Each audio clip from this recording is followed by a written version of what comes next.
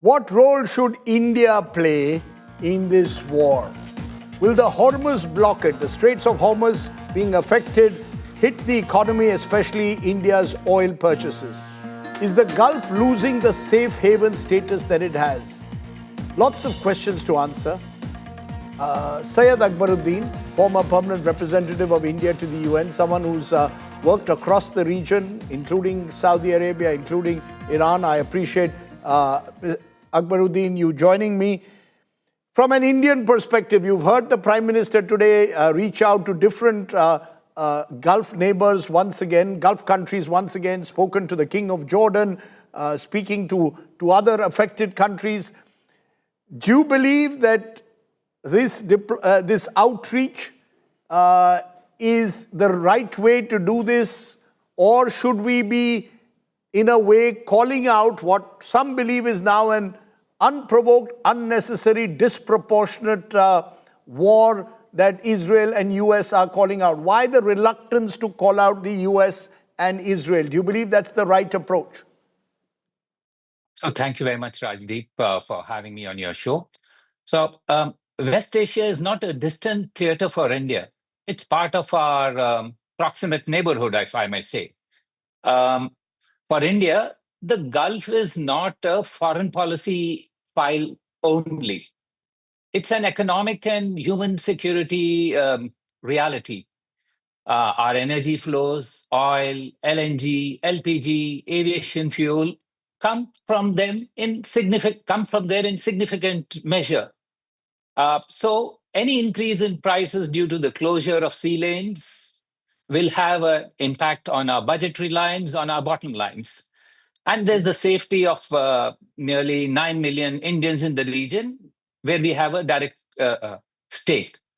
So India's approach is not going to be a pure norms, values first posture. It's likely to be a more hedged norms posture. And the logic is pretty simple. Diplomacy must be calibrated rather than doctrinaire. So you see the way that we are responding. We are not doing it in a very manner of vocal symmetry. But in crisis, you speak first where your people and your economic interests lie and where they are most exposed. So calibrated diplomacy provides options and rhetoric closes them. So I'm not one for having a rhetorical approach. So you're saying it was the right, because this has become part of domestic politics. The opposition, large sections of it, including Sonia Gandhi, interestingly today questioning why has the government been so silent on the assassination of a head of state like Ali Khamenei, someone who may have been anti-India in his positions on Kashmir, but at the end of the day is a head of state. That international rules demand that you can't just take out a head of state with this kind of an external strike. That's immoral, illegal. How do you respond? Has India done the right thing by not openly condemning the US and Israel at any stage so far? So Rajdeep, let's first acknowledge that our ties with Iran are historic, are traditional, and are deep. And many Indians feel a sense of civilizational affinity and strong cultural bonds with Iran. And of course, the killing of Iran's supreme leader in military strikes is seen by many as a grave breach of accepted norms. Now, what the government wants to answer, perhaps it'll answer for itself, because I'm not the spokesperson right now. I have no knowledge of the inner thinkings of the government. And as Mrs. Sonia Gandhi herself said, that perhaps the best place for this is to discuss it in Parliament.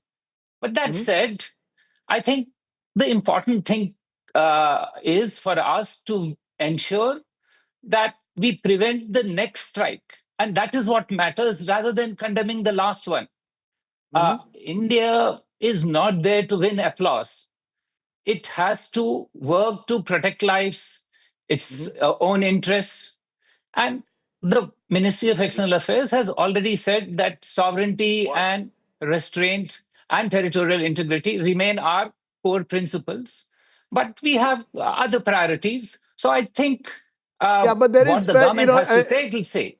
So to those who say that we've taken a picture side, we are veering closer and closer with every passing year or month towards the Israel US axis, that in a way limits our options. You don't agree with that. You believe that we are in a multi-aligned world, so we are having strong relations with the Gulf states.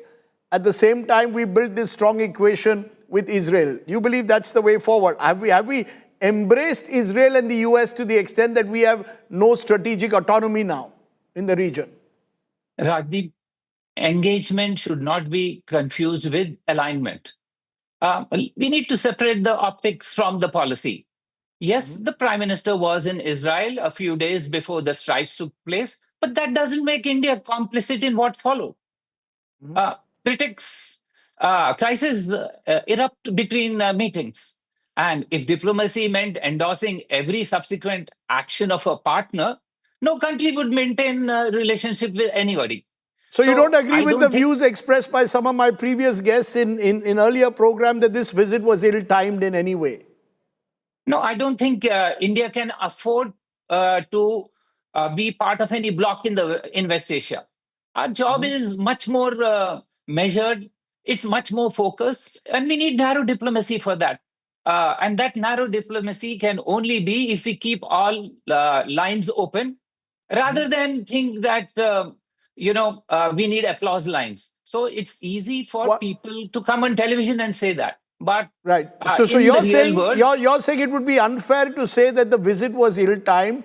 We have to carry on engaging the Gulf states, UAE, for example. We are building a strong relationship and we continue to engage with Israel, and both are possible. They are not mutually exclusive. Am I correct?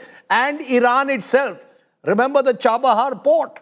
I mean, while Iran has been critical on India's position on Kashmir, for example, or Iran has been seen to echo almost Pakistan's position at times on Kashmir, the Chabahar port was an important access for us to Central Asia. So, Rajdeep, I think government's actions should be judged by outcomes rather than look at it at the middle of a process or at the beginning of the process. What we need to see is, can India speak and engage with all sides? And that they have done. The Ministry of the External Affairs Minister has talked to his Iranian counterpart. Prime Minister has talked to all the leaders of the Gulf. The Ministry of External Affairs, in its first statement itself, said that for us, territorial integrity and sovereignty is important. So we need to see whether they're talking to all sides. Can they help in reducing the escalation risk? Can they protect our citizens? Can they ensure the economic lifelines? All this will require access, not alignment.